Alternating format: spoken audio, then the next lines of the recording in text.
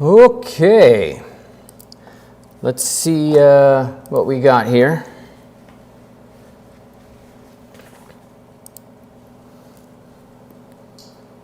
Okay. Uh-oh. Let's see. We don't want double audio.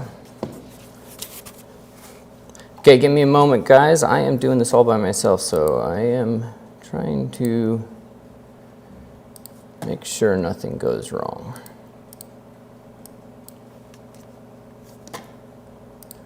Okay, let me know if you can hear me in the chat. That'll be one of the first things I gotta address.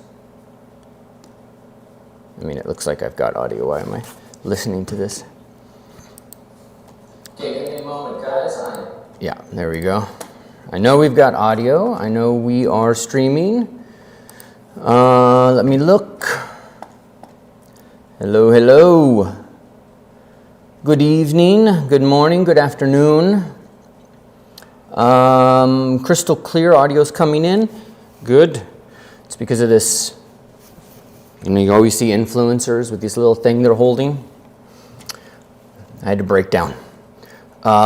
So I think this is streaming okay. It says it's okay. I'm going to do a couple more checks before we get started, if it's all right with you guys. So let's go ahead and take a look at the other camera.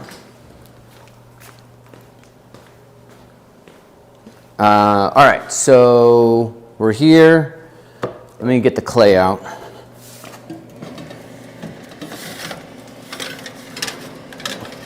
Whew, that's hot. Hot. Hot, hot, hot. That's anchored in there pretty good. And let's go ahead and turn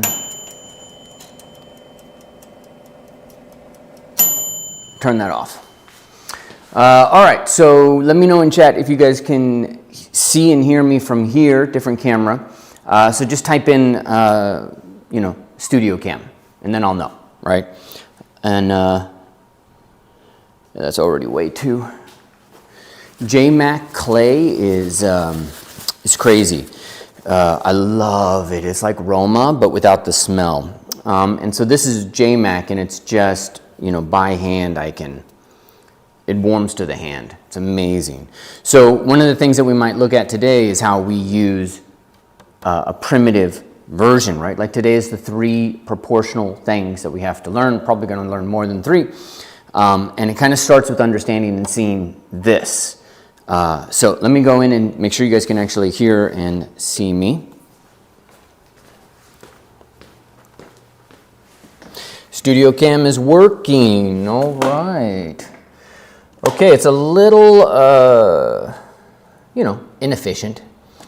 But I'll get the cam set up and all that stuff this week.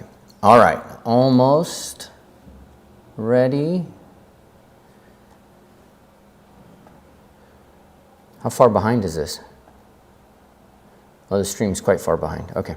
All right, cool. And then now I'm going to go to screen and see if you guys can hear me from the screen. And we'll start with some ZBrush in there. So let me know, and just type in ZBrush cam.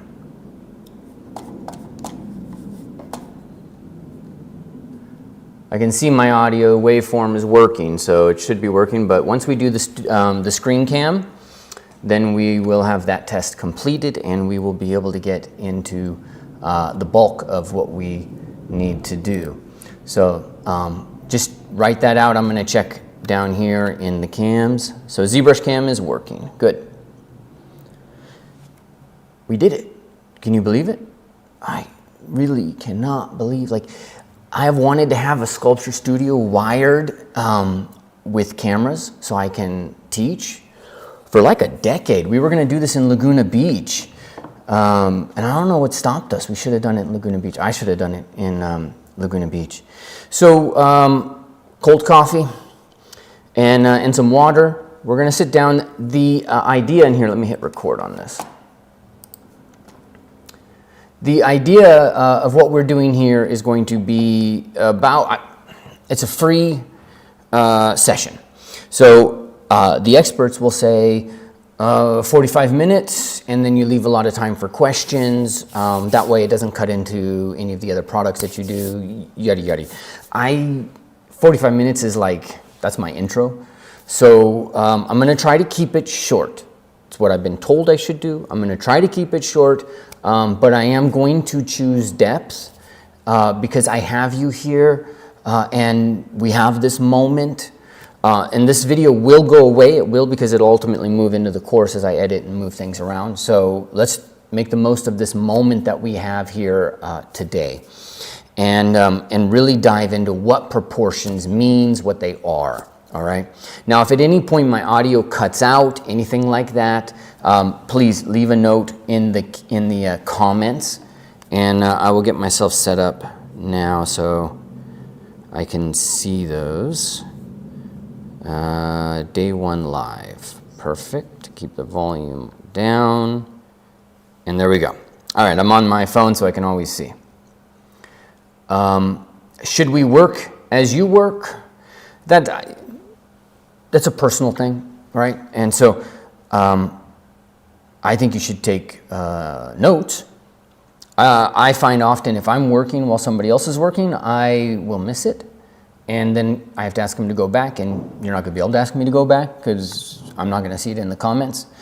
So I would take notes, but some people have to do, and we're all on our own journey. Up to you guys. All right, let's see, anything else in here?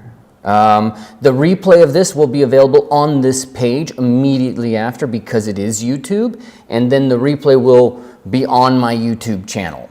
And that's just how lives work. We're using YouTube Live. So it just goes into on-demand immediately after. At the end of the week, we will wrap these up, and I'll remove them from YouTube so I can edit them and keep this nice and clean. I may show something on the screen that I don't want to be known forever. I may say something stupid. It's live. So they'll all come down. Probably, I would assume, they'll all come down on Monday after, so you'll have the weekend as well. Okay, any other questions?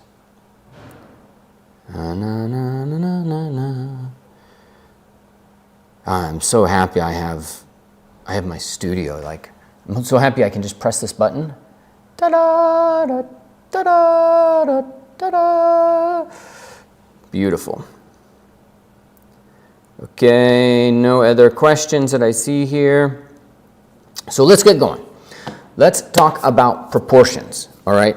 And so proportions,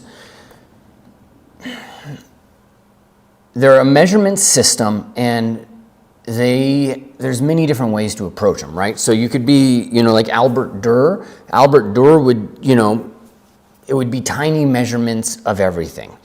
And he's got some great proportional manuals that are absolutely unusable for us. Proportions are a framework. That's the key thing to keep in mind. And so you'll have a lot of conversation about proportions in terms of 7 head, 7.5 head, 8 head. This model right here, I don't know if you guys can see, it's a little blown out. So this is Lanteri. Let's see if the other camera works. So Lanteri, the way he operates, this figure, yeah, it's all going to be blown out because it's white.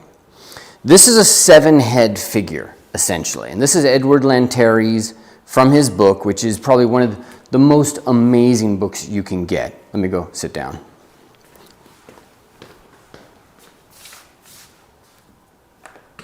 A very important book for us sculptors. There. And so that figure, 7.5, it was naturalistic. If you go to Paul Roche will do 7.5. I am always going to do 8. And the reason why I do 8 is because it's just simple math.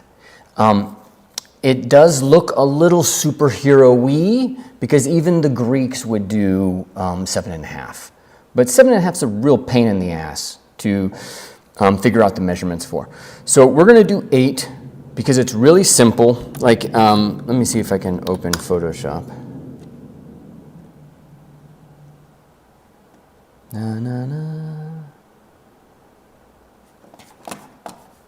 Okay, and let's go into screen. I always have to reset the workspace. I do not know why. And what beautiful pencil are we in? Okay.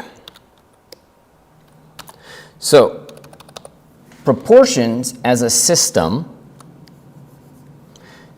you want to think in terms of halves, thirds, and fourths, but most of the time, you really just want to be thinking in terms of halves, because fourth is just 1/2 of 1/2. And if you can kind of keep that operating, it's going to make things a lot easier for you guys. Hold on.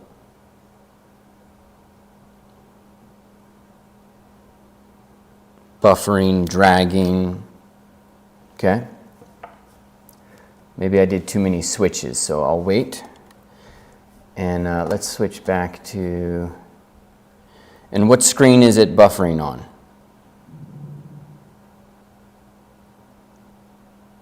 Switching over to the screen.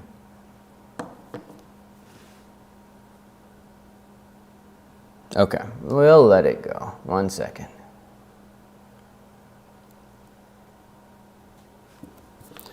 Okay. I see it moving on my end now, guys.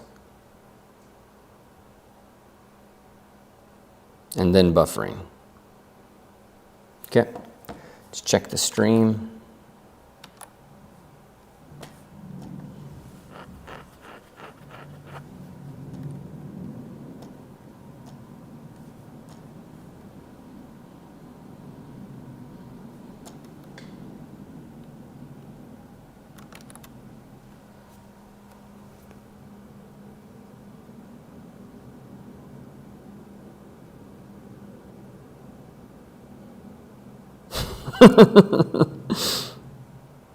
Yes, another camera needs to be set up. Another computer, yeah.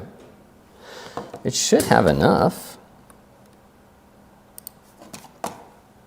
This is not my first rodeo.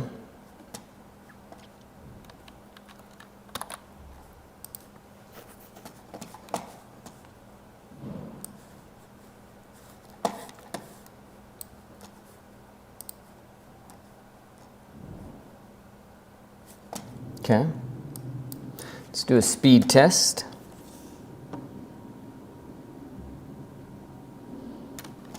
So maybe we kill Photoshop out of this, huh?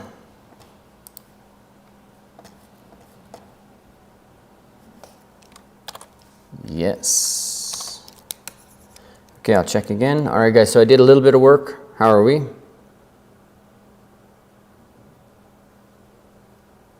Super weird. All right, so we're going to count that down as Photoshop. We won't use that. And we don't technically need it. I just was using it to draw.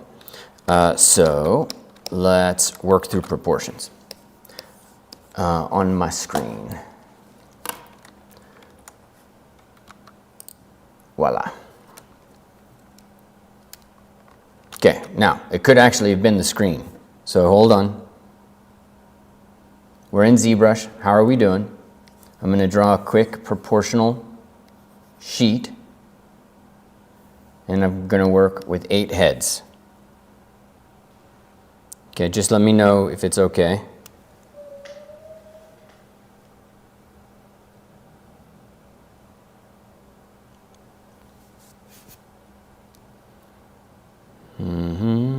Okay, looks like it is okay.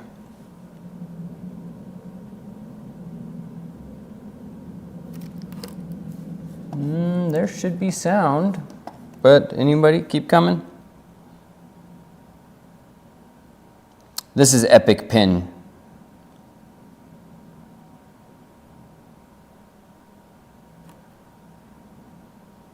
Okay, make sure you go all the way to ZBrush. And, all right. I'm going to talk, but again, I'm keeping my eye open on all of this. And so let's turn off low battery mode. Okay, good. All right, 8 heads. But as I said, you want to think in terms of halves, 1/3, and 1/4. But we really don't even need to worry about 1/4 because it's just 1/2 of 1/2. And so now when we're thinking about proportions, you want to create one line, you want to divide down the middle, and so that becomes 4. You're going to divide down the middle, that becomes 2. You're going to divide down the middle, that becomes 1. And you're going to do the same thing over here, so that becomes 4 minus, or divided by, that becomes 6. This is 8. We're going to come in, and we've got our other little markers. Okay.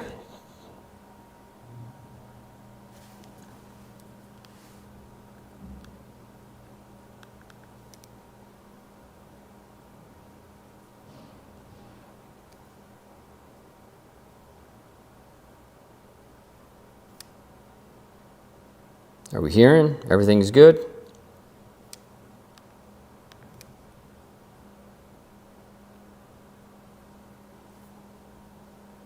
Can you hear me?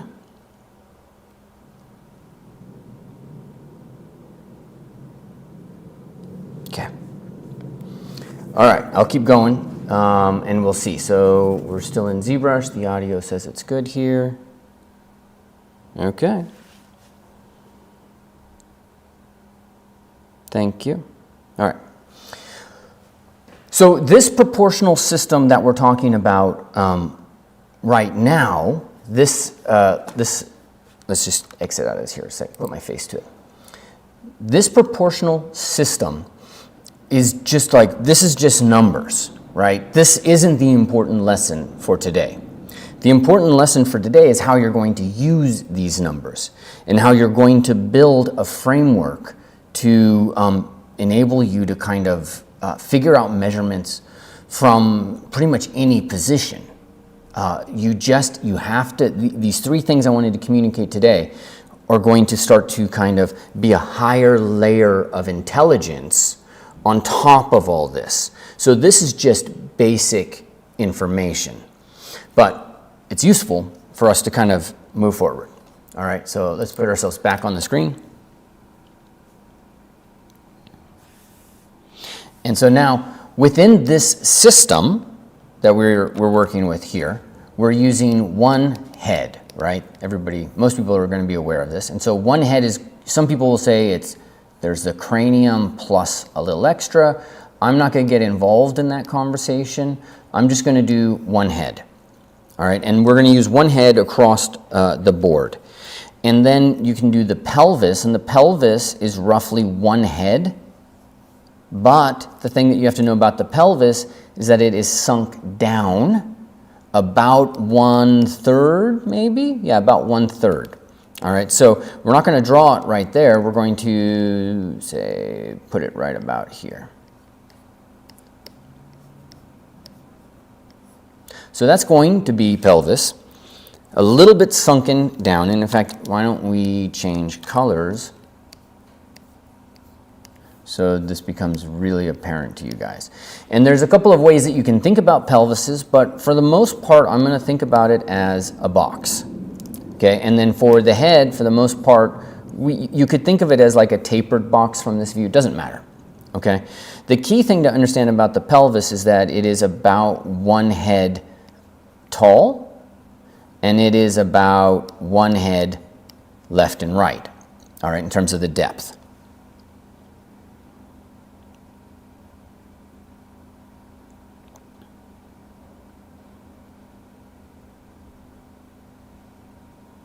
Okay, so now the next measurement we need to think about is the rib cage. And the rib cage, you want to say, find the pit of the neck, which is going to be at least 1/2 the way down. And that's actually, if you're a ballerina, it's most likely going to be 1/3, so it's going to be a little higher. You see the point right there that I draw. And then, so the rib cage, we're going to treat this as kind of this tapered egg shape. And what we need to know about the rib cage is that it's about 1.75 heads tall, and then it's going to be 1.25 heads wide or thereabouts. And this is for a male figure. And so that essentially equates to right around the pit of the neck down to here. So that's going to be one head up, and then, 0.75 roughly. Okay, so then we're going to come and we want this to be 1.5 wide. So if you do your measurements, you can say about out there. That's going to be roughly what we want.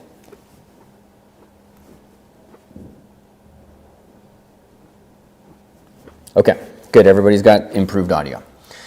This is actually the first important lesson. The first thing I really want you guys to think about in terms of proportions, one, you have your proportional ruler, okay?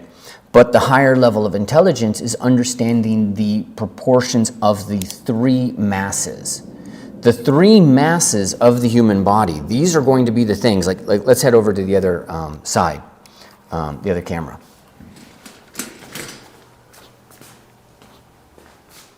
You can even see it here. So this is from the figure sculpting course that's coming up. It's in ZBrush, not in the real, this is why it's printed.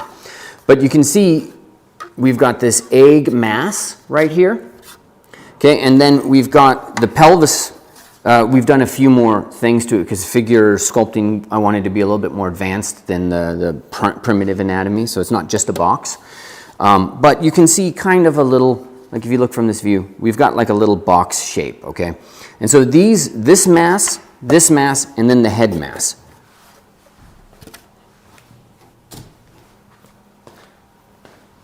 That's what we have here with this one. We've got our head mass here, we've got our rib mass and our pelvic mass. And what's important to note about it is the measurement, one head. That should be one head. You know what the carpenters say, measure twice, cut once? That should be one head. It's a little bit loose, so I'm going to tighten that up. Yeah. That right there, that's one head. So now we can see that's a little bit wide. Uh-oh. So this is going to be one of the things that we look at next. You got to start to understand the proportional framework of each element. And so let's check my phone. I drag this thing around. The pelvis, the ASIS, so from the anterior superior iliac spine, this is about one head, okay? And then the pelvis will sweep out from there. We're going to look at that in 2D here. This should be one head, but of course it varies per model. So a man or a woman can have wider hips, right? And so this particular model just had wider hips, and you know it's probably like about 1.1 heads, all right? And that's totally well within normal, okay? So we've got 1.1, then from a side view, one of the things that we got to start to notice, let me see if I can get the camera. I need my glasses. I can't see that far without them, but then I can't see close. So you see, when you get, I'm at the age, I'm like, when this first happened, when I first started, my vision started going, my wife would come sit next to me and I would be like this. And my wife's a little hot-headed Indian. And so first couple of times I was like that. She was like, what the fuck is wrong with you? Like, and she was so pissed. And then it took me I think it took me 2 days to be like, I can't see you. Like, anyways, it was a lovely moment. Okay, now, there we go, I can see. The butt here, you can kind of see is less than one head, okay? Less than one head, but you're going to see in the 2D, you're going to see that it is actually 3/4 of a head in terms of the bony pelvis. And then, you know, everybody's got junk in the trunk and pushing that stuff back a little bit. But one head is going to be the de facto. Now we're going to see the same thing. Let's go look at it from this view. The rib cage from a side view is about one head, okay? And that's plus or minus, and that's without, in some cases, the bulk, right? So if you are a lot of upper body, you built the trapezius up, you know, everything gets built up there in layers. So it's not the trapezius, it's like the rhomboid, it's like everything that just kind of builds up and starts to thicken the mass.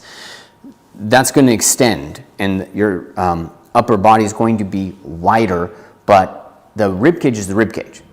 It does, the muscles kind of make it swell a little bit and pull up as you kind of build the muscles in there. So the rib cage does swell, you know, in all directions. As somebody builds up, it just kind of fills a little bit. But it generally holds to roughly one head this way. And then we go from the back, C7. That's going to be C7 right there. And then so we're going to go right there, and we come down here and say, all right, half, half, half, right about there. And then I'll take about this point here that's buried. It's buried in the external obliques. You just kind of follow the line all the way around. And that point, that's going to be roughly where the bottom of the rib cage is. Maybe a little bit lower even. One of the things to note, you know, this person's in contrapposto, but people always, like, and you see it in the anatomy text, the rib cage always shrinks up. And the reason why it shrinks up is because when you die and somebody removes the muscles from the skeleton, the fat, the tissue, everything like that, and it's just a bone, the bone just dries upwards because all of our muscles hang from the rib cage. The external oblique hangs, pulls down. The abs go from here to here. They pull it down.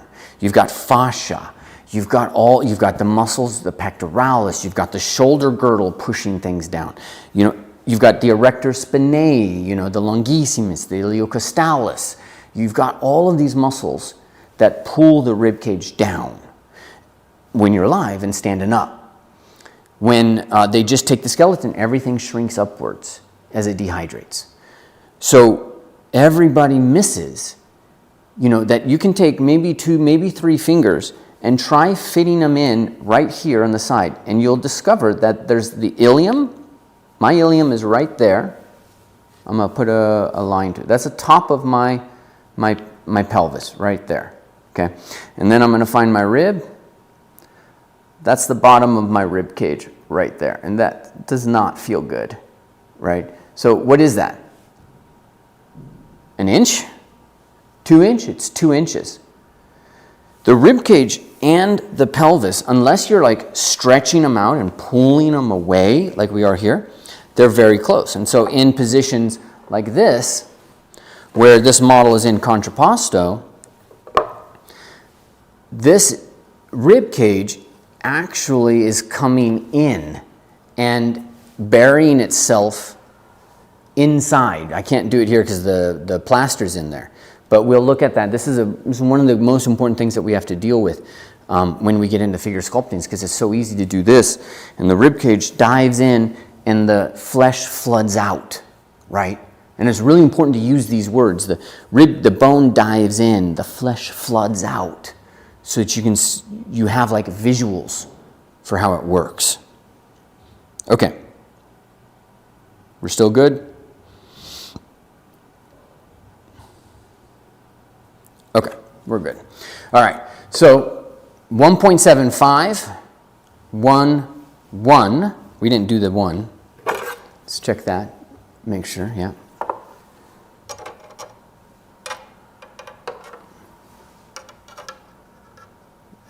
Yeah, I'll buy that.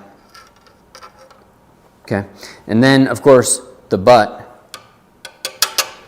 fleshy landmark. We can't really take anything from that. But the butt's going to be dropping down below that. And let's take a look at that in 2D now to make sure that we understand.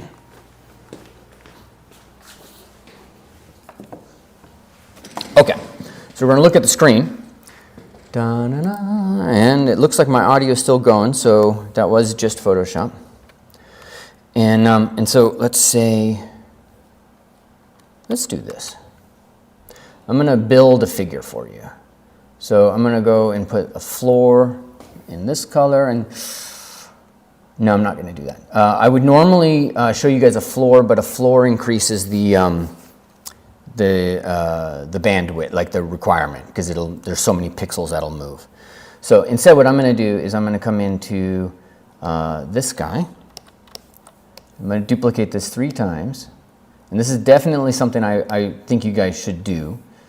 Come in here, and we're going to build these 3 masses using the measurements inside of ZBrush. So this is going to be our head, and instead of doing anything with the initialize, I'm going to go into geometry, go into size, and I'm going to set that to a unit of 1. Okay, and then we go into scale. We can figure out what is that. That's the x-axis. So I'm going to set that to a scale of 0.75, and that's a head. That is the exact measurements for a block of the head. Now let's come down here to this one. This is going to be the pelvis, and we're going to say, first off, turn that into a cube. Then we're going to come in here and we're going to set it to 1, but we need the depth of that, which looks like it's z, to be 0.75, right? And then so now we've got these 2 measurements, the head and the other one. And then let's go into the rib cage, cube, and we're going to go, all right, you are 1, but you're taller, so you're going to be 1.75. Everything else is going to stay the same. All right, so now you guys have a really simple way to get the measurement. Now let's arrange it. Okay, so I'm going to turn this off, and I'm going to do this briefly, because again, it's going to really, it screws up the measurement here. So I'm going to go 4 and 8, I think is what it is. I could be wrong. Let's go and increase the brightness. No, I was wrong. Let's go 8. Or 4 and 4. What's going on, guys? Yeah, 4 and 4. Okay, so this is the rib cage. Let's put the head all the way in the top. Turn perspective off. Pelvis, we're going to lift up. All right, remember what we talked about. The pelvis is about like 1/3 of the way down, so you find your half, and then you can just, that's 1/4, so I just go somewhere in between. It's not a guarantee. It's not perfect, but it works. Okay? I don't see any comments. How are y'all doing? Okay. While you're doing that, the rib cage is going to come up here and be somewhere in that space. And I personally let it float, which, you might sit there and you might think, like, hey, I would like a little bit more specificity here. But, okay, good. But if you understand the proportion of the masses and you start to understand a little bit more of how they relate to each other, it really starts to open up and give you a lot of freedom, right? Because if somebody's got a longer neck, then you might just drag the rib cage a little bit down. And we don't need to be precise on where that rib cage is. You just don't want it up in some, all the way up here. You need it down so that somebody has a neck. And the neck, again, a ballerina from here to here is about is about half a head. And it is it's rare. Very elegant, but rare. And a lot of that is actually proper training, where you're actually extending the neck and you're training the neck, the vertebrae, to line and pull up, which us computer people, it's the opposite of that, right? So we're training our head to basically go down between our freaking knees and da-da-da-da. So we're training for Gollum. They're training for, elves. It is what it is, right? Let me see. I need to go screen here. I forgot where I was. Now, I'm I'm going to check a few measurements. I think that rib, we should get that to be 1.25. 1.25. And I think we're okay. So I'm going to turn floor off now. Normally in a lesson I would not, but I kind of have to for YouTube streaming.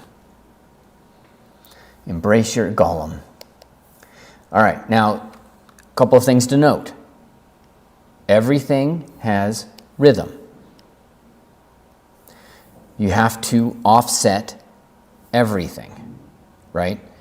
And so when we look at the human body, there's going to be an S curve that wends its way through. The rib cage is going to tilt back. The pelvis is going to tilt forward. The head is going to usually be a counterbalance that's moving back and forth. And where it is sometimes an emotional play, right? So if somebody's moving their head back, that could be avoidance, like what my wife thought I was doing, or you could just be trying to see the damn thing, like what I was trying to do. All right, let's turn symmetry on. With the rib cage, we've got our box, you know, and so maybe we can merge all of these down. Maybe. I'm 50-50 on this. Yeah, we can always separate. Yeah, and I will auto group these so that I don't have a bunch of crazy groups. There we go. All right, so that's going to be my basic. Then I'm going to duplicate this. And you know, if you've done this before, don't think that this is just basic stuff. Like, this is foundational. You should be able to quite quickly create what I'm doing and have it be accurate. If you can't, then you don't actually understand the form. And that's going to be a problem. It may not be a problem immediately, but it's guaranteed to be a problem later. So I am closing this in now to create the specific form concept of the rib cage. So one of the things that we have to know is wherever the pit of that neck is, there's going to be an angle upwards to C7. From C7, we're going to have a nice swoop down. And you could even envision that swoop coming here, coming down, and shoo, connecting right there. This is going to be one of the lines in the human body that you want to know. That, interestingly enough, is actually the external, what are you doing, Ryan? Is the external oblique and the movement that it takes as it kind of moves into a rib that's coming this way. A lot of beautiful movement in the human body and the small, subtle rhythms. And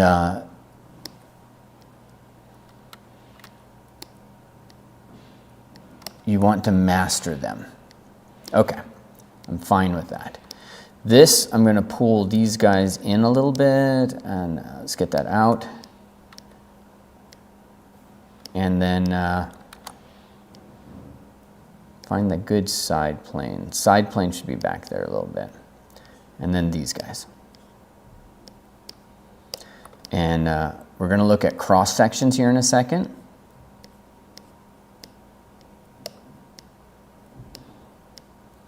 Not a bad idea to go in with the Z modeler brush and just insert another loop in here, because this does need a little bit of love. If you don't like ZBrush's Z modeler, like I get it. I don't have a dog in that show, a pony in that show. I don't have a vested interest in that.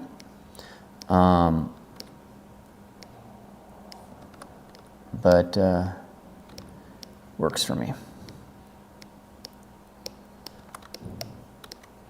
I'm going to pull that out a little bit, even though that's not always the case, and try to get these to kind of pull up. Okay, you get yourself a nice little rib cage. Okay, does it still work? Let's go and say check our measurement. So that should be 1. Yeah, that is. And where we look is in the upper left-hand corner. You see where it says 0.99?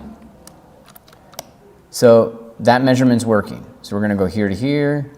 It's about 0.18. I'm kind of fine with that. We go from left to right. It's about 0.15. That's a lot.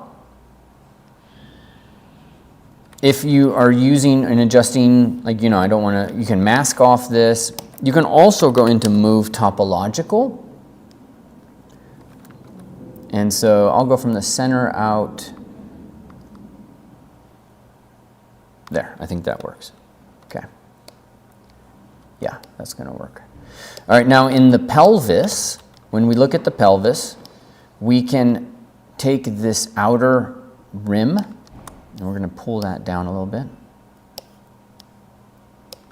You look at this from a side view, and there's a couple of moves to contemplate. Okay, so, but I do need to explain them, I think, before I go too far. Let's explain them from this view. So when you look at the box of the pelvis, we're going to then, as I think I mentioned, we can divide this into thirds. Top third, that's the ASIS. Bottom third, that's the pubic symphysis. Okay? And now from that, we are going to pull up at a good strong angle and down. And that's going to be the ilium. Okay?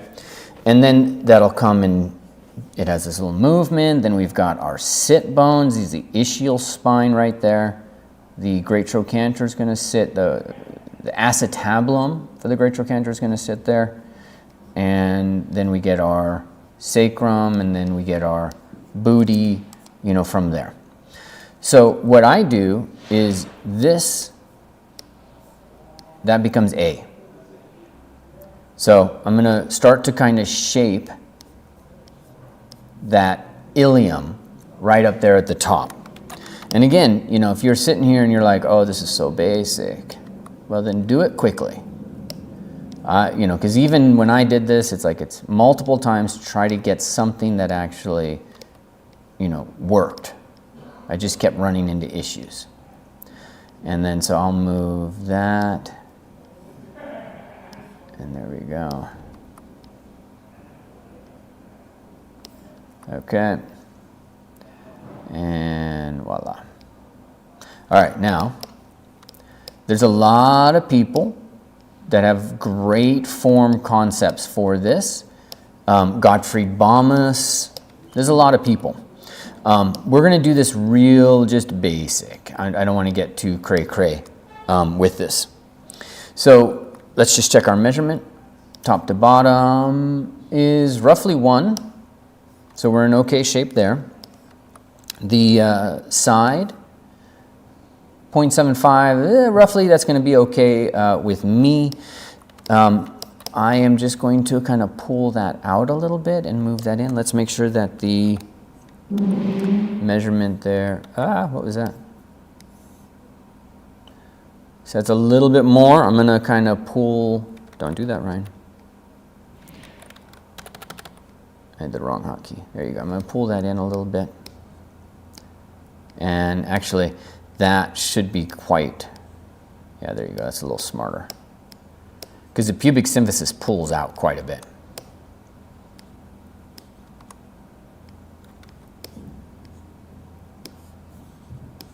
Okay. All right. Now, with the head, in this kind of simple, primitive shape, like let's just divide this and see what happens. This is essentially what we're going for. In fact, what we could do for the pelvis is just simplify this into a bucket a little bit more. And that's the Gottfried Bomus way, the way that he likes to present it is though this is really just a bucket. So now if I divide that, we're kind of close to this being a bucket. If I come in and I use the Z modeler brush and I throw that in to make that a nice tight bottom down there, and we do a little bit of adjustments.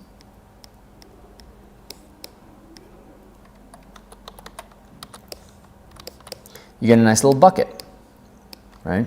And so this is one of the things that I really want you guys to be doing and thinking about, okay? And so we can come in with ZModeler. Let's try to tighten up the top of that, or I think one of the things I was doing earlier, let's go ahead and say, whoop, let's go here and I'll say inset. And that'll give me a little bit more bucket quality. And I can kind of move that down a little bit, so it gets moved a lot because of the, it needs to open up more for the bowl of the belly. But anyways, we'll leave it right there. I'm gonna come in and put the arch of the rib cage in here a little bit more and do the same thing.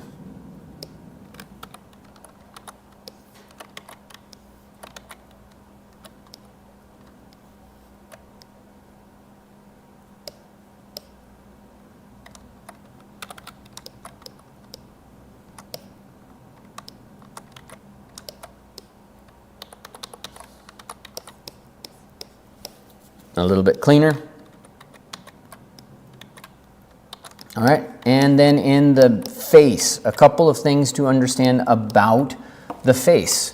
In fact, let's show the camera.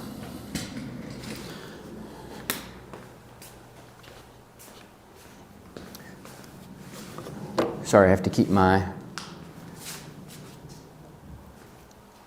phone with me.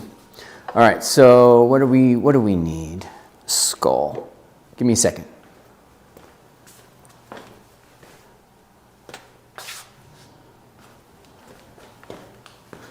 Where did I put the skulls? Here we go.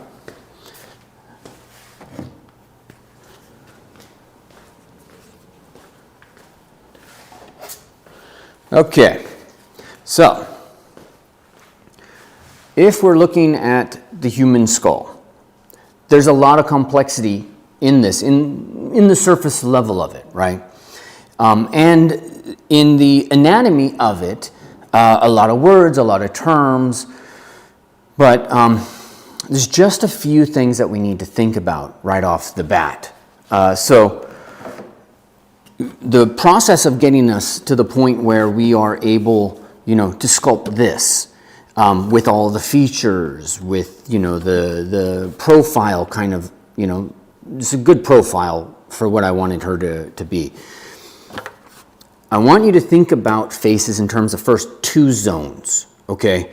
And so that zone is the facial area, and the facial area is literally the palm of my hand. It's the palm of it's a bigger head here, so the palm of my hands, let's go up to the forehead. I need a bigger palm. There we go. So you take the palm of your hand, it's basically that is your facial area, okay? And so that's going to come along the sides as well, down along the jaw, along the chin. It's going to move its way up around the forehead. All of that is the facial area. Then you have, outside of that, you have the cranial area. And so the cranial area is going to be just whatever's not face. So the face is going to be one part. The cranial area is going to be an entirely other part. Those two parts you have to have in your mind's eye from the beginning, or everything goes, it just goes south, right? So like if we come back and we look, let me set this down somewhere safe. It's a little light. It's hollow on the inside. So facial area, all of that is facial area. And then all of this is cranial area. All of that, okay? So you can see the bones and the form. This is your brain case. These very thick, they're built to do their job, protect the brain, and they're relatively oval. Yes, lots of surface undulations. Yes, they're actually boxy. You see the boxiness right there? But nothing like as crazy as like this area where you've got the brow, nasal, you've got the maxilla coming down to the teeth, you've got the jaw, hanging off of it. So we need to think these two areas. And if you can, then that becomes a big help in the process. As we come in and we look here, you can see there is this boxy back brain case. And then it's a little hard for you to see, but it'll all start to taper in. It kind of all tapers in to become the facial area. You have to be able to have that. You need to separate facial from cranial. You want to take a look at a skull and you want to say, what is the widest point on a skull, right? Let me check. Okay. Widest point in the skull. Looks like we're doing good. I'm going to say right here. Second widest point of the skull. Right there. So you could kind of treat all of that as that's brain case. All right? But what you really, this is the important distinction, what you really want to be thinking about is this measurement, where these guys are, or even this, just let's take this measurement here for sake. You're going to think, all right, that point versus that point. Bump, bump, bump, bump. And so if you, I think we're at a 25 millimeter lens there, but we're quite a bit of distance. If we were at 50, you'd see less distortion. But look with your own eyes at the skull of your enemy and judge, okay, yeah, the widest point is here. And then the brow narrows in. It narrows in and it's inside. So point A, point B. That's your facial plane right there. So when we look at this, point A, and it's tapering in to point B. That's going to be right where the brow is. And I'm going to do this in 2D for you guys as well. All right, let's take a look. Oh, before we do that, this is one of the ZBrush problems I have. And it's actually just my problem. But it'll kind of case and point this a little bit. So we have two skulls, two heads, right? So you see this head, a little thin. There's not as much room in the back. You check brow to how much room is in the back, okay? On this camera, it actually looks pretty good, but in real life, it looks too thin, all right? And then this guy, you can see there's a lot more space here, and the brow is kind of deep set in.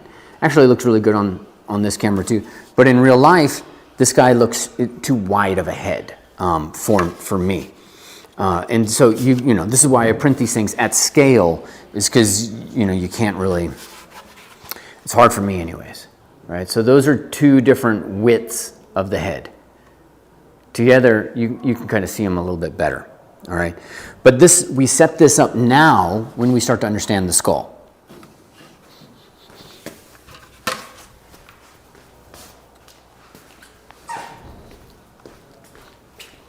Okay. So let's switch over to screen.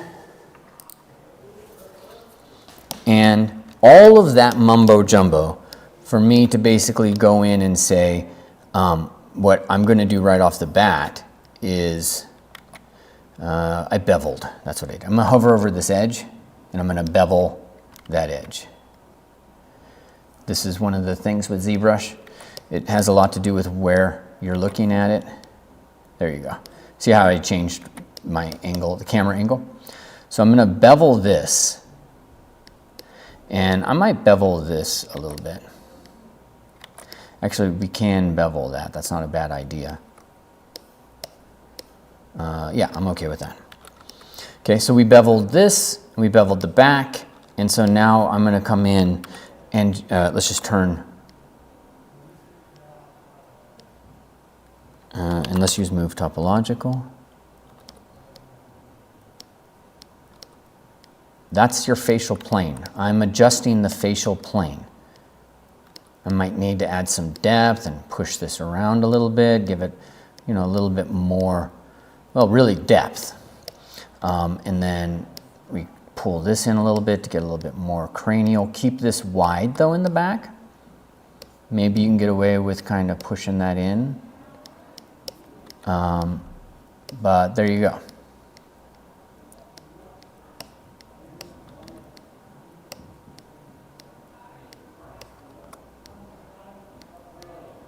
Okay.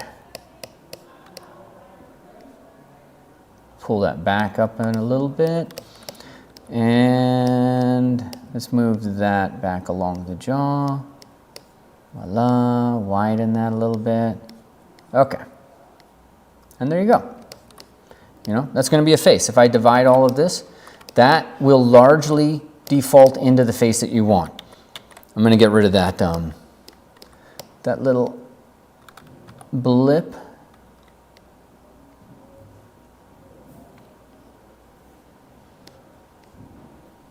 Yeah, divide, voila. Okay, it's a little, like take a look at this from below. Is that the right amount? Okay, this is something that really confuses a lot of people. So let me see if I can find the life cast of Johnny Depp. I know I have it here. The light might be a little much, so I can turn the light off. But here, let me find a life cast so you guys can see how crazy this is. Oh, there he is.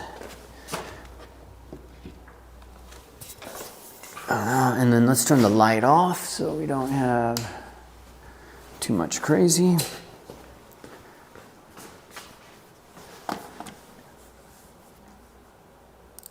Okay.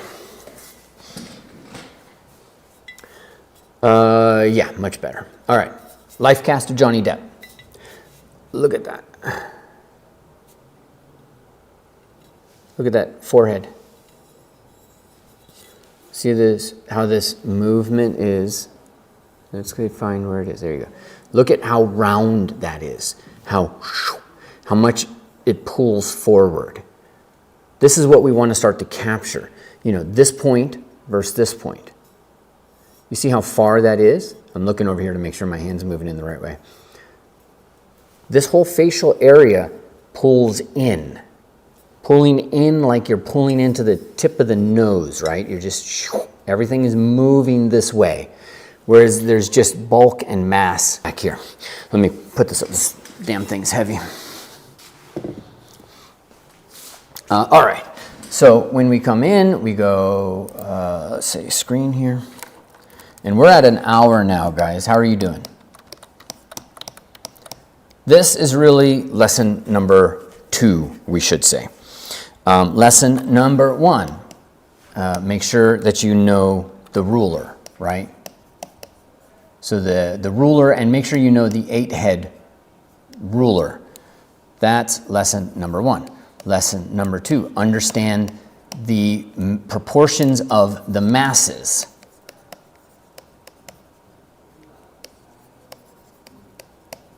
Right, and then number 3, we're going to start talking about limbs.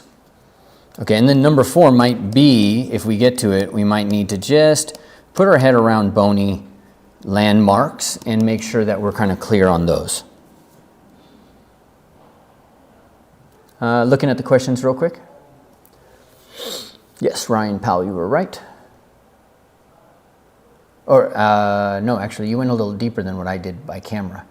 What side of the edge the center of the brush is on? Okay, I'll take a look at that. Okay, good. Pedro, Mohammed, Tanvir, Ben Sculpts, Chad Wells. We got 250 people in this, guys. That's pretty crazy. I mean, I think it's at 240 now. We had 252. So thank you guys so much for being here. I wasn't quite sure I wanted to do that. And I just set it up 10 minutes before we went live. So I was panicking. I was just terrified. The OBS wasn't talking to my cameras, which are going through an ATEM Mini Pro ISO, so I can record different streams. And then, yeah, pretty scary. But we got it.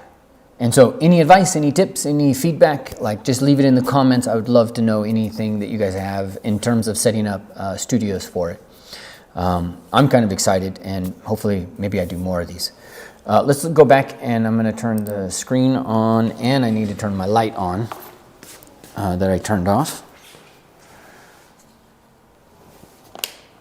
There we go.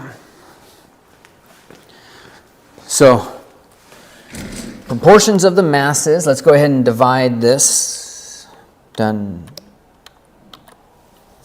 And then I'm going to do a little bit of sculpting just because I can't handle bad form. Like I really hate form where it goes, I'm super sensitive to it. There is an intelligence to touch that I think is really, it's just not, like, it's not well, we don't need it anymore. Nowadays, math and science and computers do it. But I think it's one of the reasons why a lot of guys like carpentry is you just feel the wood, the surface, the materialness, right? Which is a huge problem for me here too, is this idea of materialness. Because I'm in the world of infinite materials. I can do any material I want. And in having that freedom, I lose connection. It's like if you were immortal, would you really care about your loved ones? Like, you're immortal.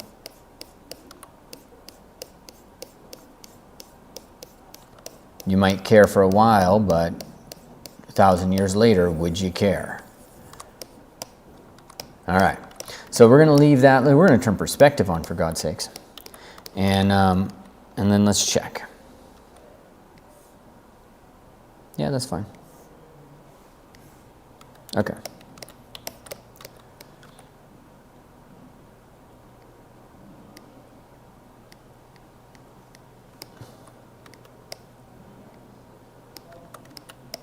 All right. All right, stop arguing, stop playing. All right, there we go. So, simple box. Have that shape fit in and be part of it. Okay.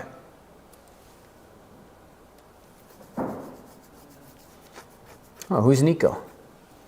I'm glad to be a part of your journey. Oh, an oldest. Oh my God, oldest is amazing.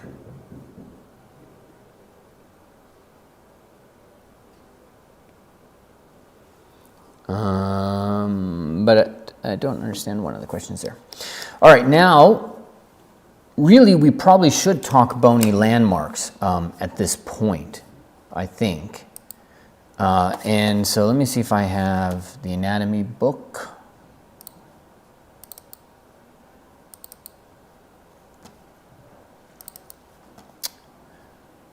I don't remember where I put the pages. So, I have been working on a book.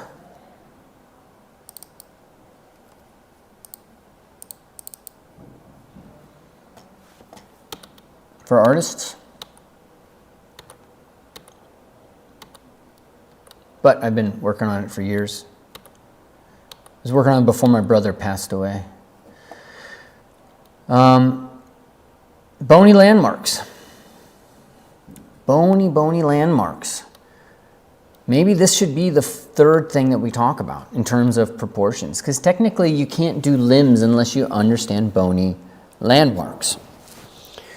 So this you need. You have to have an understanding of this on some level. And the great news is, like, it is so Googleable. You can just, Proco has, he's like one of the first images you come up with. He's got great stuff. This bony landmarks, this is millennia old knowledge. So it's not, nobody's going to have anything brand new on this. But what you are going to want to know for my teaching method that is a little bit different than maybe some other people might put in is going to be things like the 8th rib. So let me show you on the screen. So you're going to want to know 8th rib. Da-na-na-na-na. There we go. 8th rib to me, that's really important because from a side view, it's the furthest projected part of the rib, right? And so if you're kind of doing a traditional, if you're going to sit here and say, all right, let's go. And you're just going to sketch in.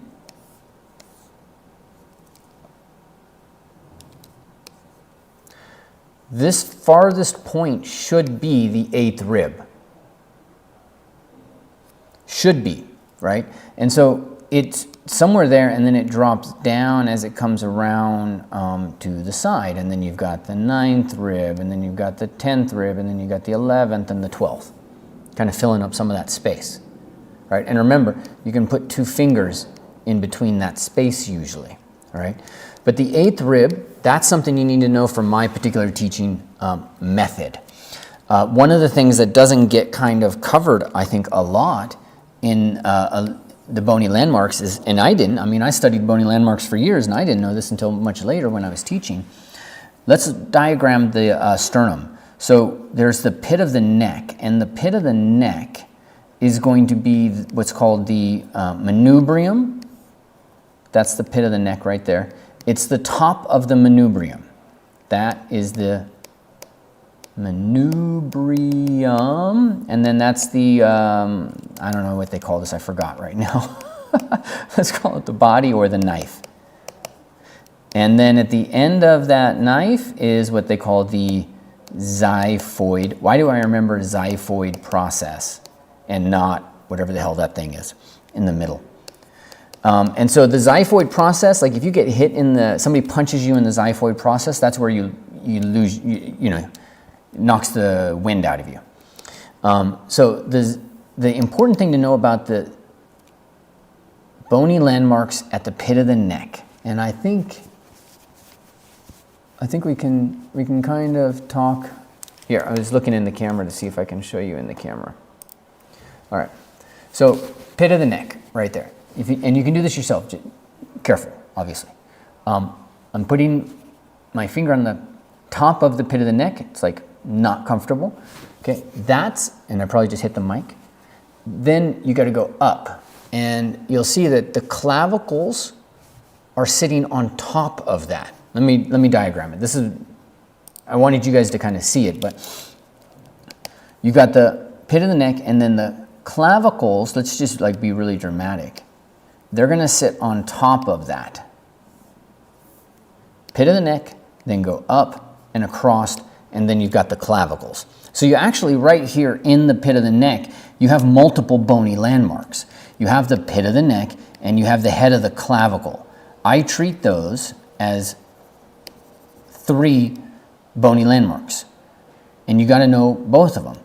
The rib is actually, the next rib is directly underneath that, and then rib number 2 is right here, and then rib number 3, 4, and then it just descends down from there, right?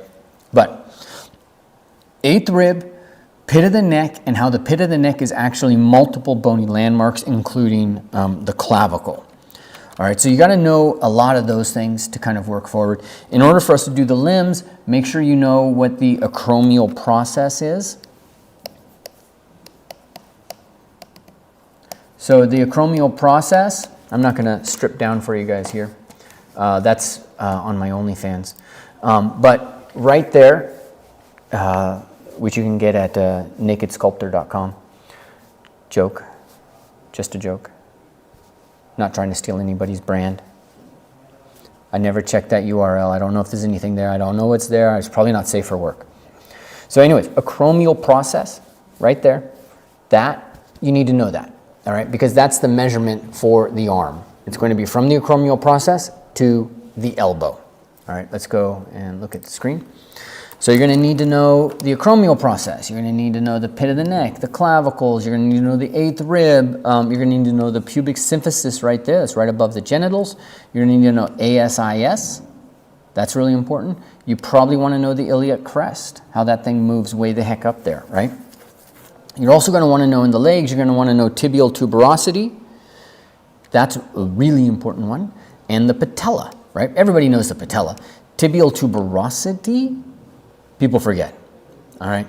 So that done and said, let's go into proportions of the limbs and see if we can't make sense out of all of that.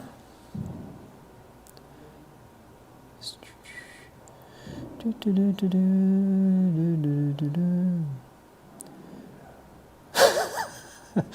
guys are horrible.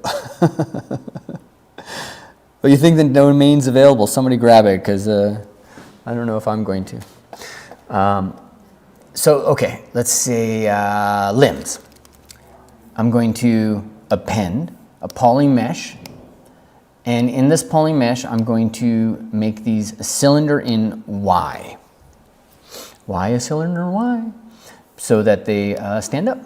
So then I will go into geometry, size, and let's go ahead and close out of this. And so how long is the upper arm, right? So let's go back into my proportions. Did we cover it? Yeah, there you go. So from a acromial process to the elbow, that's going to be roughly 1.5 heads. And then from the elbow down to the wrist or the styloid process, that's going to be 1.25. And then the hand is going to be like 1 to 0.75, thereabouts, right? So now that we know that measurement, we're just going to really just type it in into ZBrush. So we just need to find, what's the measurement? And, it's Y, so I kind of already knew that. I'm going to say 1.5.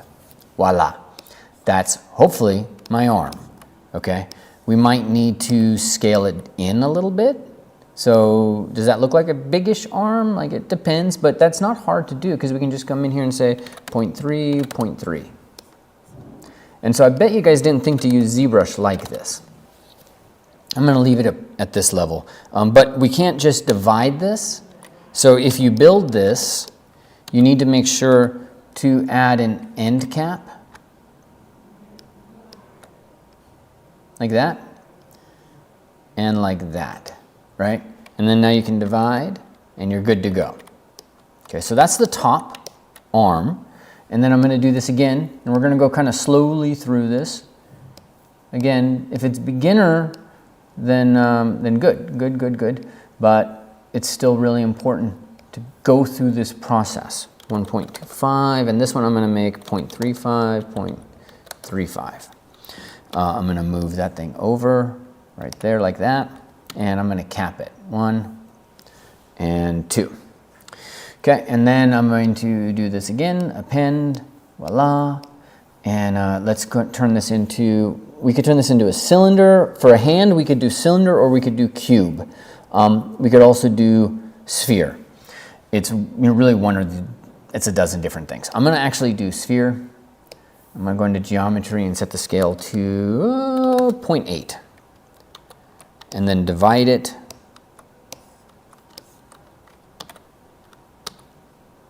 And flatten it. Okay, and then with that flattened and moved into position, I'll do a little bit of adjustment. And ultimately, when you're working to create a hand in this kind of basic way, you really just want to think simple paddle. You're just making a simple kind of curved paddle.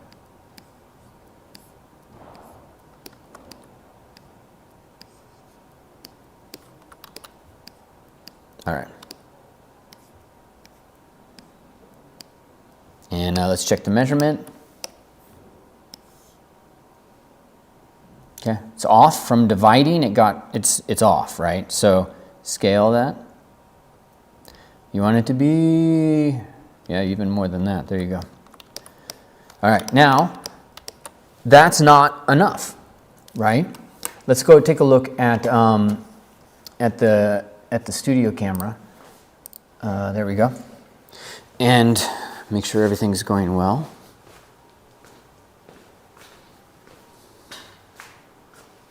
Okay. So the way the arm works, there's just like in the torso, the gesture, right? The rib cage is tilted, the pelvis is tilted, and the head kind of works as kind of a counterbalance somewhere there. So when we look at the arm in rest, I don't have a full camera here, but it's never straight. One of the most important things to understand about figure sculpting is that if you straighten something, it's instantly perceived as weak. It's structurally weak. The human body is built on angle, counter angle, counter angle. It's built on dynamic opposition, which is built into the concept of biology, with systems thinking and systems theory, which was developed by Ludwig von Berlinetti back when they thought that homunculi lived inside of your brain and made decisions and moved your heart and did all that stuff, right? So they didn't know what the hell was going on. Berlinetti developed systems theory and talked about closed systems, open systems, and he started to give us a language. But even before that, artists knew that the human body, in order for it to be dynamic and alive, it has to have gesture. So you have the upper arm moving this way, the lower arm moving that way, and then you have the hand moving back, right? So that's the S curve. Okay, it's also kind of the natural general movement, right? Like we can't extend backwards. The arm doesn't. That's the olecranon process that you learn about later on. It's like a block. It's just you, in order to move this backwards, you'd have to break off the olecranon process, and you wouldn't remember anything after that. It is a giant thick muscle, so the amount, or not muscle, but bone. So the amount of force required to actually fracture olecranon process means a lot of other things went wrong. We move this way.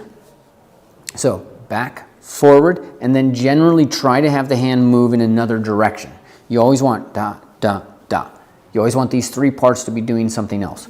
Boom, boom, boom, boom. And then you can do that with your fingers and make movements and gestures and always, but if it's just straight, it's boring, right? And then as soon as you kind of start to change, like even this is, if you're looking at the camera, this is a beautiful, like, look at this, how this moves up. This is kind of going down, hits bone, it goes up. That's the end of the bone, and then pulls this way.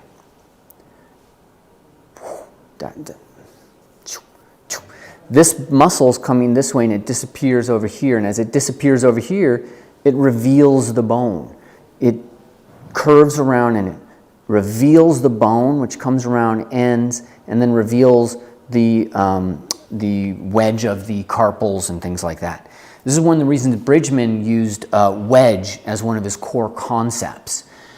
Because if you get this idea of the human body kind of wedged, everything's wedged in, it builds dynamicism into it all by itself, right? Look in 2D.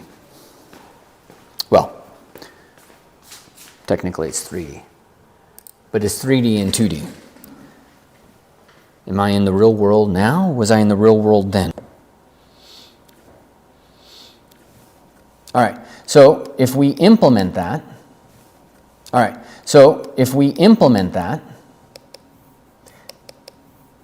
we take this first one and let's just go into, we take this first one and let's just go into, we tilt that back, we tilt that this way, and then we're going to, let's just reset that and move that forward, right? And move that forward, right? And so the logic here, I don't know if you guys are catching it, but it's the same thing. It's like, this is your rib cage, or let's say this is your pelvis, this is your rib cage, and that's your head, right? And so the head is going to move this way and that way, just like our head moves this way and that way. But everything is a 3x chain. Isn't that kind of neat? So now we can kind of combine these. And did this have a lower subdivision? It did. No, that's neat. I'm going to delete lower. And then just merge these guys down. Should I do it? No. We have one other problem. We only did this from this view. What about this view? Dun, dun, dun. Okay, so now I'm going to angle this out, but I'm going to angle this out even more. There you go. And did I cap these? Yeah, I did. Okay, so we have our gesture, S-curve. And then we have even slighter S-curve. It's still there. This is still moving in. This is still... That was weird. Still moving out, and that's moving down. Okay, I'll pause.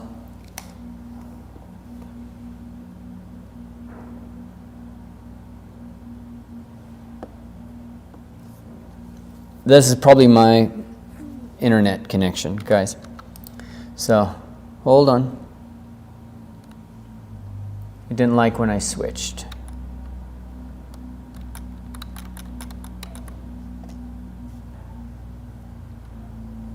All right, hold on 1 second. Yeah, it's...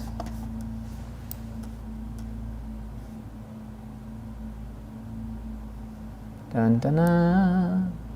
I'm still here, testing. But yeah, it's saying the connection's not so great.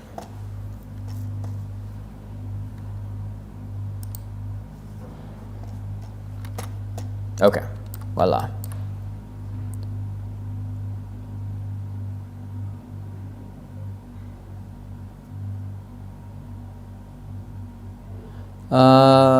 Parsec is saying lowered his resolution and now is okay. That makes sense. And the link to the website, I can actually send you that.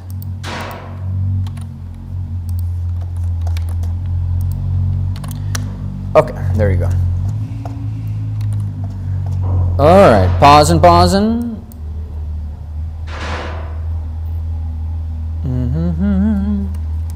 Okay, I'm going to start up, guys. Let me know.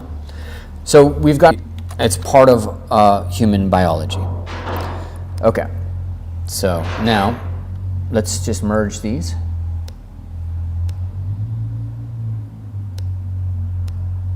Okay, divide this. And I'm going to go down. Why is it doing that? Oh, let's just say polygroup, autogroup. Yeah, that'll be better. I'm going to flatten, and when I flatten, this is what I do. I just kind of go back and forth, and look at that. Pretty cool, huh? Let's go and back and forth, and that'll be my wrist. Okay, now I'm going to use move topological, and I just want to square the connection.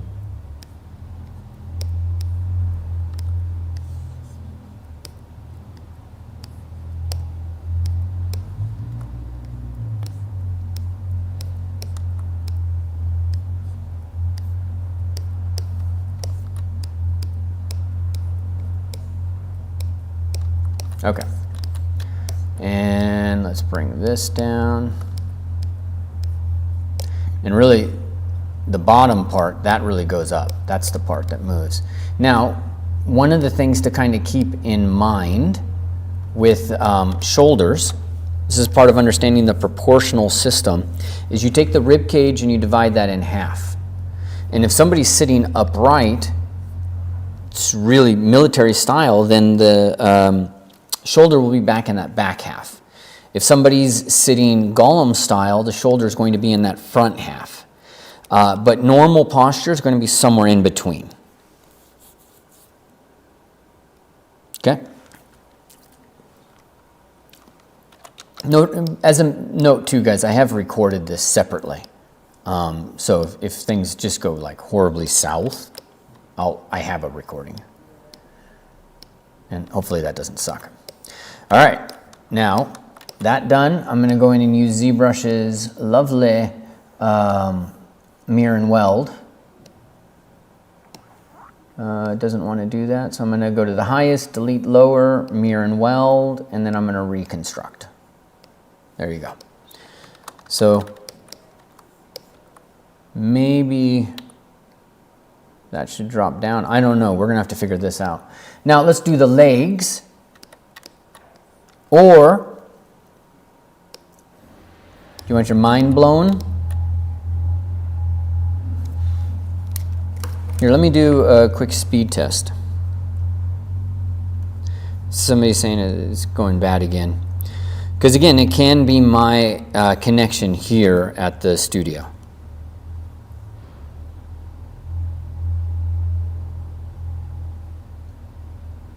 Give me 1 second.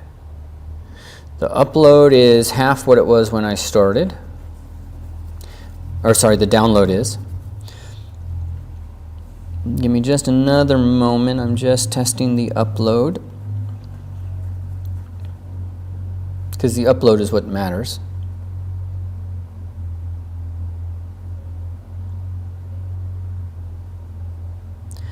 Oh, are you serious? You're rude. It didn't give me an upload. Oh yeah, it's possible that there's more people on the network now, guys.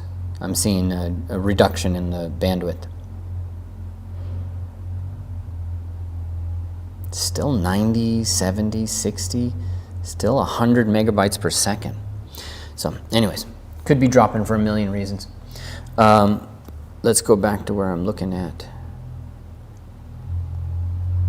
you guys. Voila.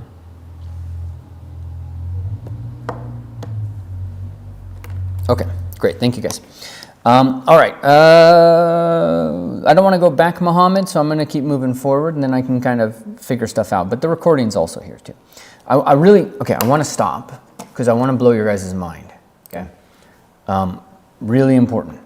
Okay, this next step, this is one of the most important things for you to learn. It's one of the significant elements, is the evolution reuses systems, okay? So if a system works, it's going to reuse it somewhere within us. And so the proportional system, the structure of our hands, it's the same as our feet. Technically, it's the same as our torso, right? Because it's 1, 2, 3. 1, 2, 3.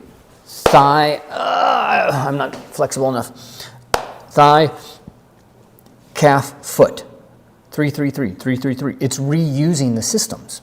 If you understand that and you kind of work with this, it helps so much, right? So I'm going to show you guys something that I think is pretty. Your hands are your feet.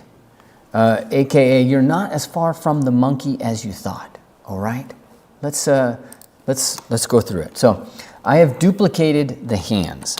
Now I'm going to take that hand and that arm. I'm going to move this down to the leg. Okay, but the legs have a different structure, so I'm going to rotate that around 180 degrees. Okay, so there you go. Now the feet are different as well, so no problems. Let's go in and let's just 90 degree them, and then I always forget how I do this. Let's go. I'm going to use transpose for this.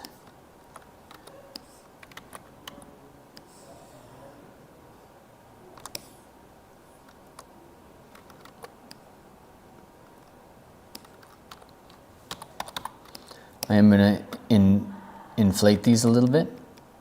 And then you'll notice that the thumb is on the wrong side of this equation.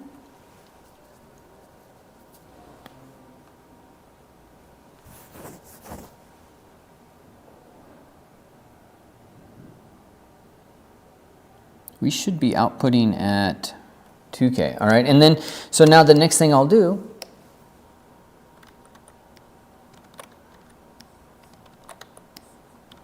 It's not going to work. Oh, close it, Ryan. Now, let's go this way. Is switch the hands.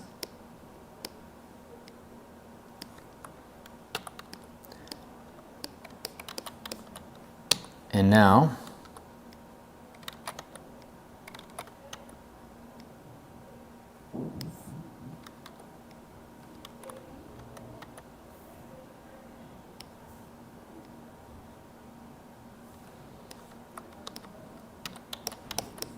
what do you think? What do you think?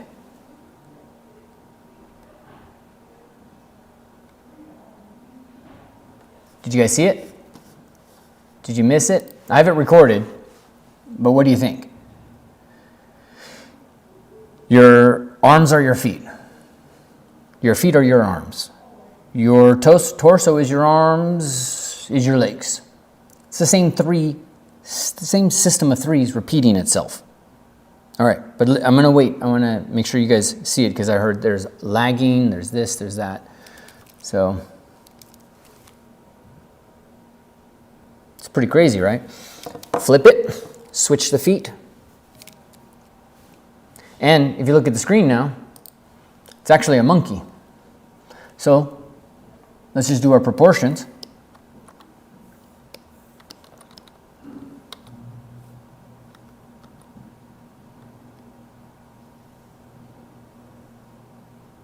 And look at that. Matches up.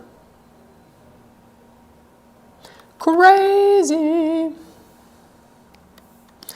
right, let's take a look at the feet because this is too crazy.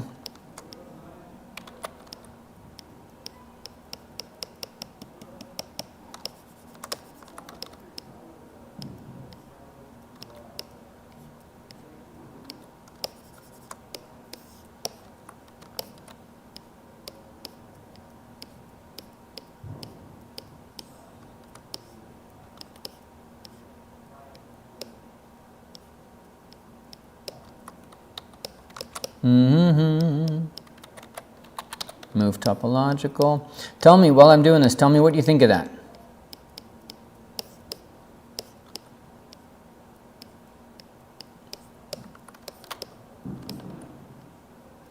Now, I'm going to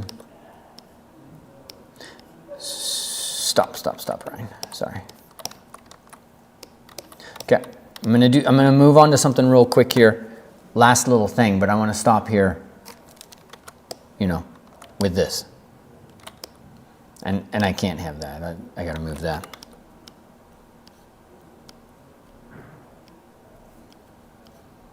There you go. That's much more human gesture at that point.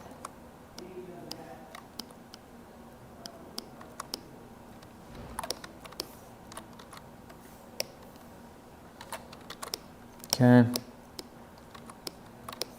Voila. All right, what do you think? What do you think? Very effective.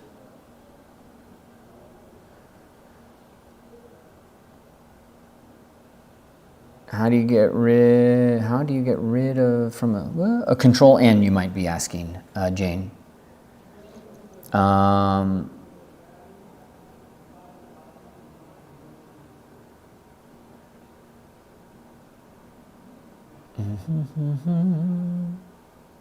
Okay.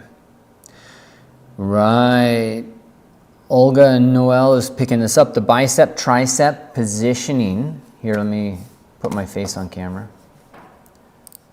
So the bicep tricep positioning, the brachialis, it's also repeated on the leg.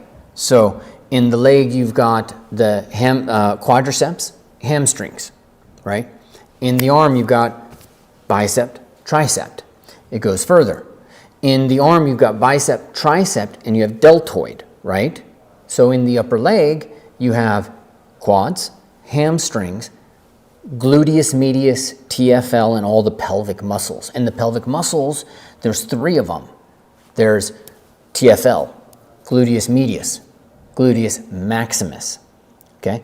In the deltoid, there are 3 sections to the deltoid. There is the clavicular, the acromial, and the scapula, right? Scapular. There's 3 sections to it. So the mirroring of anatomy all over, that pattern happens everywhere in the human body. And if you can try to get yourself to remember those things, it helps me remember all of it too. All right, now let's go into this. And so the last thing that we really want to talk about today, because we've already gone well over the time I was supposed to, is to start to look at, 1, we can look at gesture, or 2, how we can actually just turn this into an anatomy figure. And I'm going to show you guys how to turn it into an anatomy figure. So I'm going to append, and I'll do this quite quickly. So C cylinder, that's going to be the stomach. It's going to not be as, but it'll be there. And let's tilt it a little bit. And then let's get this capped. 1, 2. Make sure symmetry is on. And again, that's our stomach. So we're going to pull that up into this area, and then go ahead and divide it.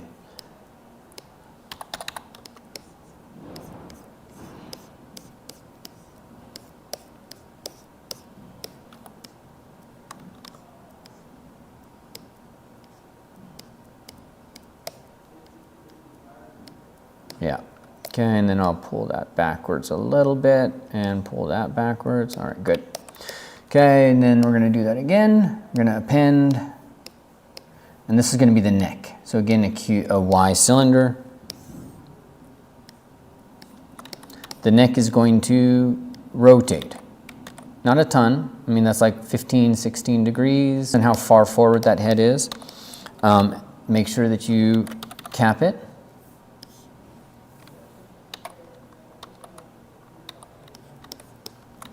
Okay, and then now in order to figure out the areas here, we're going to do I tried several different ways to create a robo figure, which is essentially what we've done in this lesson. And so ultimately it just became, let's go here. It just became, keep it simple.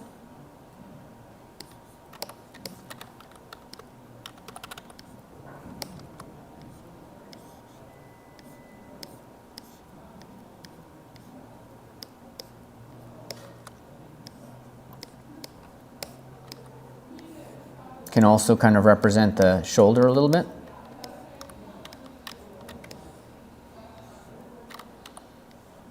Come on. I don't know why my brush, sorry guys, that was super awkward. Oh, why is it? Okay, there you go. That was what was weird, okay. I had L-sim on for some unknown reason. So that could be the scapula mass. If you move this forward, it also starts to become pectoral mass to some extent. But in general, it's just filling this volume. Did I not cap it? No. 1, 2. There you go.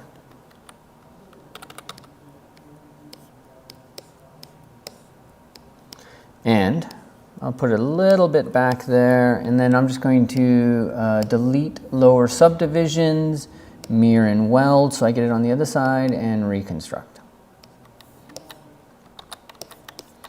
All right, so there's a Robo-Man, and we ain't done yet because now I'm going to take this. That's the deltoid section, right? So I'll just duplicate that and move it on down to become this section. And I'm going to rotate it 180 degrees.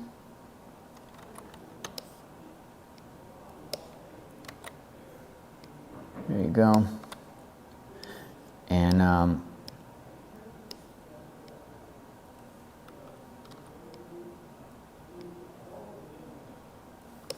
that becomes butt.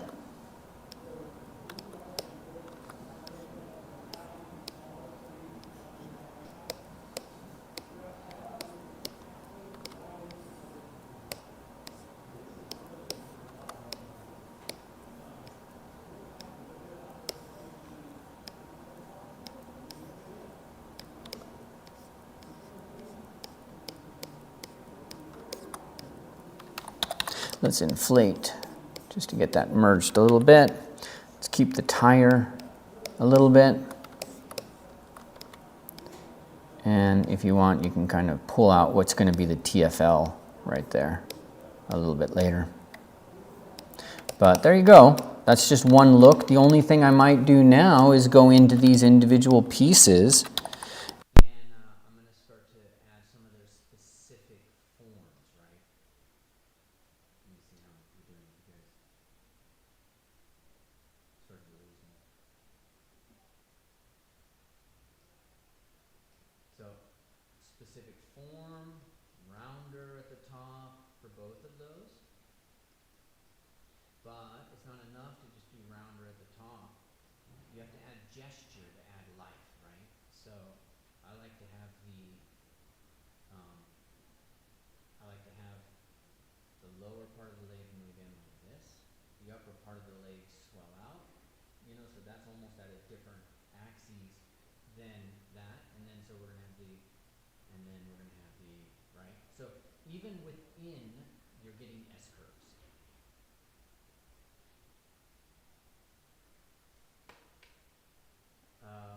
Mike is unplugged. Yes, it is.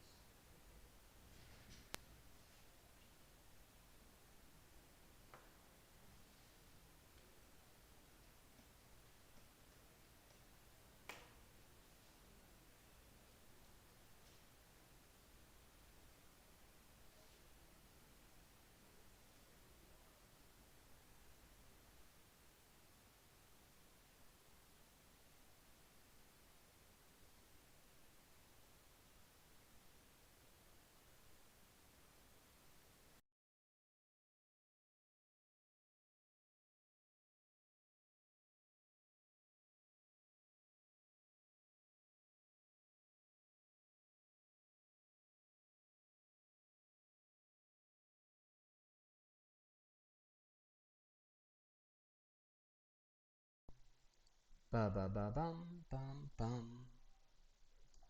All right, you guys should be able to hear me now.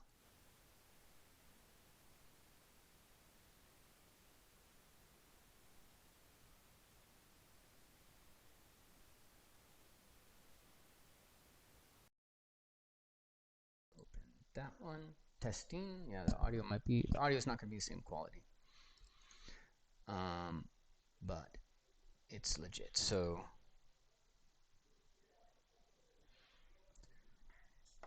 did we got it?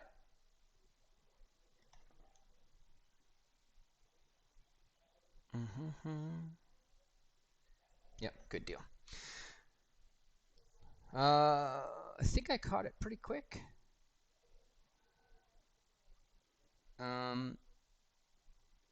So how? Yeah, not the same. So how? Where did you guys miss me? Did you lose me here? Lose me there?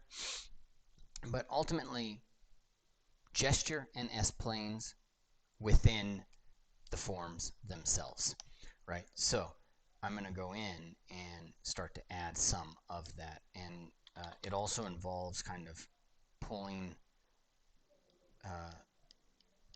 let's go this way. Basically, I'm moving around one thing I'm trying to say, which is get the line of the tibia. The line of the tibia is like super, super important. Audio up. It is up as much as I can. That's not the same quality, right? Let's have to move it and talk louder, but it needs a boost, which we don't have time capacity to do right now. All right, I'll try to talk louder. So now, if I look at these legs, for example, I can, let's go ahead and duplicate them and hide, and then I'm going to divide.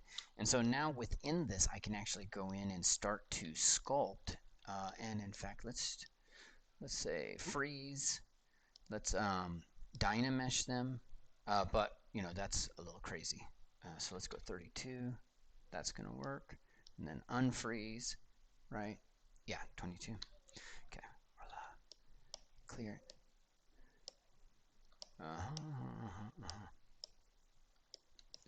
Cool. All right, I'm going to quickly sculpt these legs,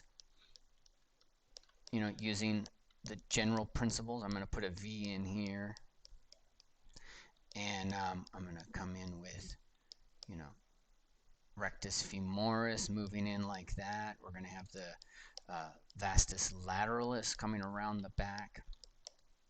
We have hamstrings in the back, and I'm going to add their volume. Right, and their volume in the upper areas, and then we come down and we have to add their volume in a different way at the bottom because they have a different life, so to speak, down there. The adductors.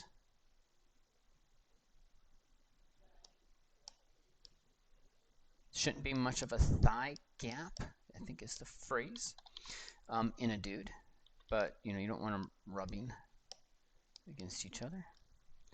So, and then let's switch to this alpha.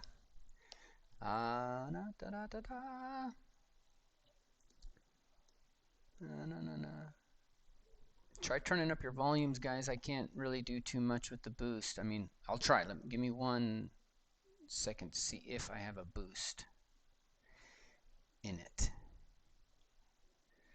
Audio input.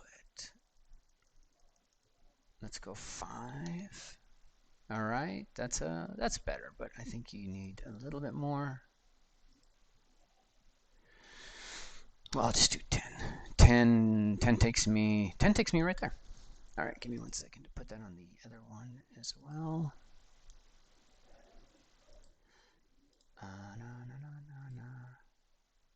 No, you need the advanced properties and the audio of 10. Okay, let me know now.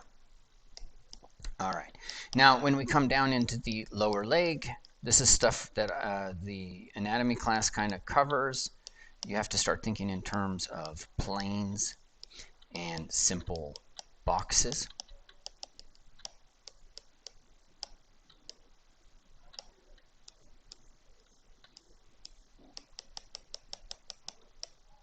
Planes and simple boxes. See how I'm just putting planes in there? Eventually those planes get modified, like I'm going to start doing now, as you start to capture more specific form characteristics. But if you can start with planes, your life gets so much easier.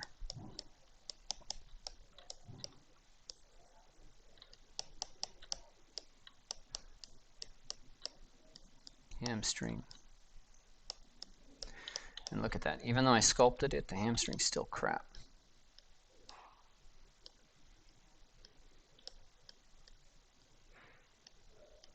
Knee should definitely be thicker. That'll teach me. I need to go through the subdivisions quicker. All right, let's see. Okay, all right, messy. A lot of people messy and they quit here, and you're just moments from it, often. But now I'm going to actually start taking a bunch of shortcuts and specialized forms. So this is not stuff that you would necessarily know, right? Like I'm doing the rectus femoris there. I'm doing the rectus femoris the way I always, not sorry, vastus medialis. That's going to be the rectus femoris. And I'm thinking about it in a particular way. The vastus lateralis, and I'm thinking about it in a particular way. And so, all of these things, this is all, once you get past proportions, you understand the basic system, and you understand that proportions are actually like that the gesture is a proportion, that S curve that we put in there. There's so much to this.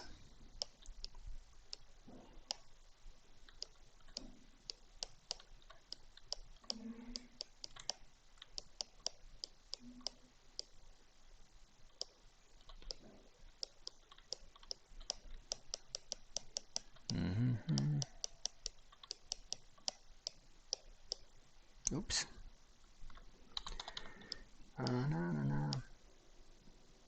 I'll just inflate my way out of that trouble. But, you know, I can inflate my way out of trouble because I know how to establish the planes and I know what planes to put in.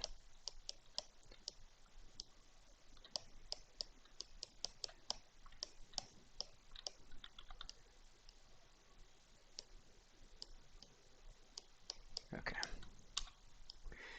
All right, and there we go, team. What's something that you picked up out of this besides all the tech crazy?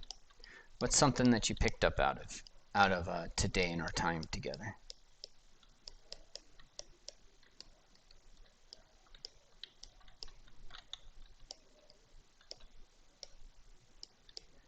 My knees are off.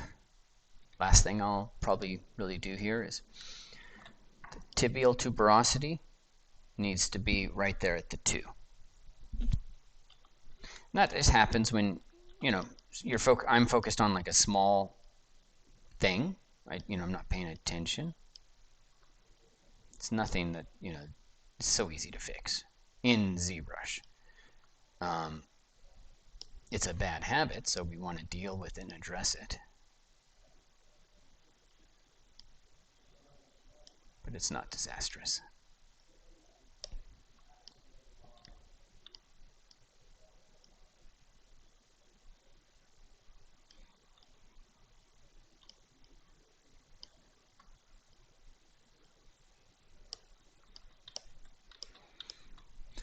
All right.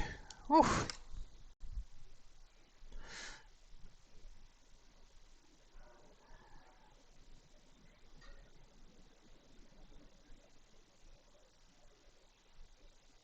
All right, so what did we learn? Let me switch over and see. Yeah, the audio should be still working here. Yeah. Alex, really changed my view in how I see the human form, S-curves and planes. Everything is offset.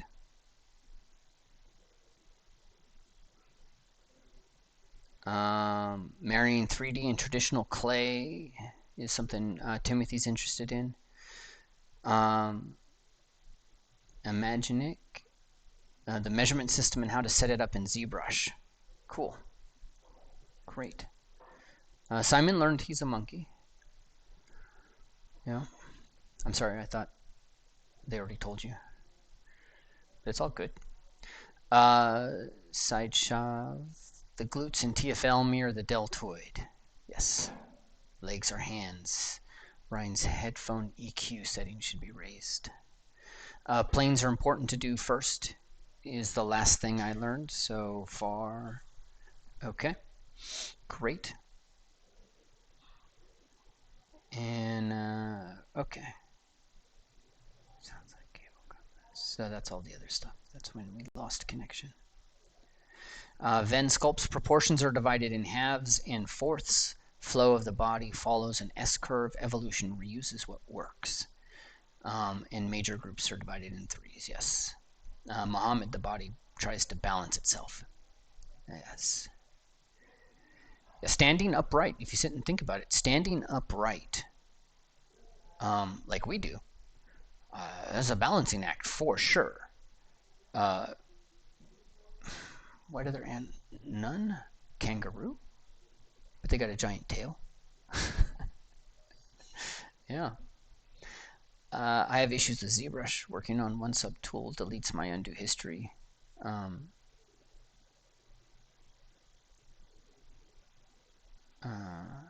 Check out Angels having problems with ZBrush. Check out Mike Pavlovich. I think he's pretty much the best. The problem you describe, I don't know of any way that it deletes history, so there's some user error happening there, which is just, it's common in the beginning with ZBrush. It's like I accidentally press this button or that button, and it can be a lot. But check out Pavlovich. No, sis, good to see you here. Process is power. If you go slow, you go fast. All right. All right, team. Tech problems aside, all that crazy. Thank you so much for being here and for being patient while I'm going through the tech problems. This is the first time I've done this inside my studio here in Austin. And we're kind of set up, kind of not set up, as we learned. So I'll try to do better next time. And if I can't do better, I'll do it from the house where it's all set up and nice and clean. So, important proportional lessons. The ruler. Proportions in the masses themselves. Bony landmarks. And then from there, the proportion of the limbs and the rules of 3, right? So more than 3 things you learned on proportions today. But 3 is a great number, so that's what we wrote down. Have an amazing start of your week. I'll see you guys here tomorrow. Same place, either my YouTube or that link that I posted, which is Live Anatomy Room. And I'll post it again for you guys in the chat. Okay. All right. You are welcome. Alina, Raul, Nicole, Angela, Alex, Albus, Oscarlista. All right. Take care, guys. Thank you so much. Absolutely, Magic. Ben Sculpts, very glad you liked it. Okay. Thank you, guys. 250 of you here at one point. It's pretty awesome. All right. Ciao. I'm going to stop streaming, but it'll probably still cycle through.